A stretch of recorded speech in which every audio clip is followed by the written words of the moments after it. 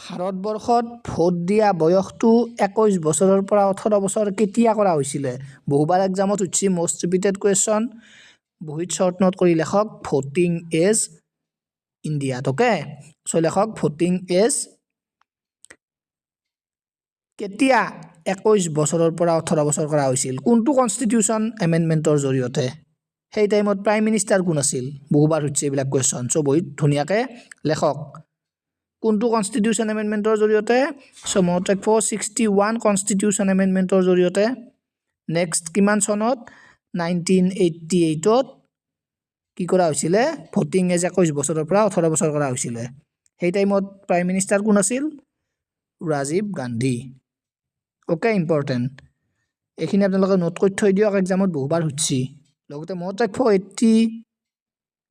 1988 ত 61 constitution এমেন্ডমেন্টৰ জৰিয়তে ৰাজীৱ গান্ধীৰ টাইমত ভোটিং এজ 21 বছৰৰ পৰা 18 বছৰ কৰা হৈছিল নোট কৰি লিখি থৈ দিয়ক